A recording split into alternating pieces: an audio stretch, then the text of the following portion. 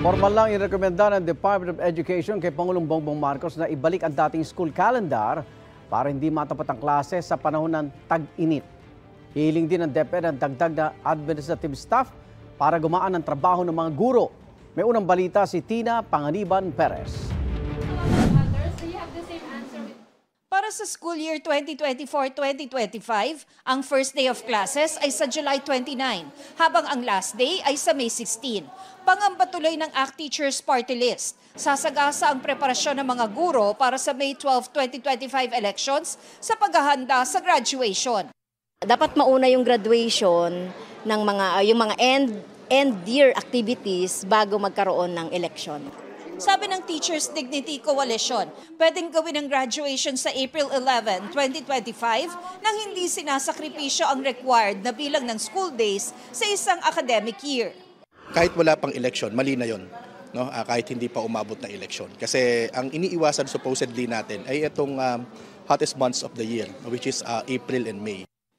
Sa pagdinig ng House Committee on Basic Education and Culture, sinabi ng DepEd na naisumite na nila ang ilang rekomendasyon kay Pangulong Bongbong Marcos na base sa batas ay ang siyang magdedesisyon sa pagbabalik sa lumang school calendar.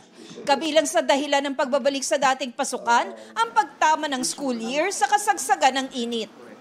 Sa ngayon, kinakansela ang face-to-face classes kung sobrang init, pero hamon din ang mag-online classes. Sabi ng mga teacher sa akin, hindi na raw nila pinipilit yung mga bata na mag-asynchronous I mean, yung mag-internet, di ba? Kasi wala na talagang pagkukuhanan. No? Yung mga teachers din, ganun din naman. Unless bigyan mo rin ng budget si teacher para everyday ma-follow up niya yung lahat ng kanyang mga estudyante.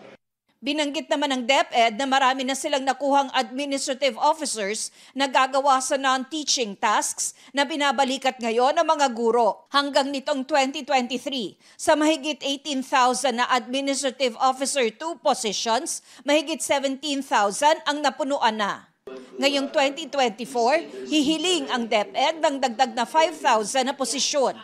Tugon yan sa natuklasan ng isang pag-aaral na idinadaing din ng mga guro. Based on studies, it seems that there are at least 50 admin tasks that are currently being done by teachers, so it takes their time away from from classroom teaching. After ng klase namin, for example, tumutulong kami doon sa paggagawa ng mga reports. Wala po itong service credits or overtime pay. We will be releasing the new another policy on the rationalization of teachers' workload. Na doon po naka-mention po doon kung ano yung mga functions na i-retain natin sa mga schools, sa mga teachers, na kung saan if this is for the teachers, they will be granted the overload pay. Ito ang unang balita. Tina Panganiban Perez para sa GMA Integrated News.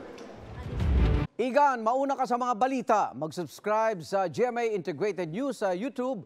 Sa mga kapuso abroad, subaybayan nyo kami sa GMA Pinoy TV at sa www.gmanews.tv.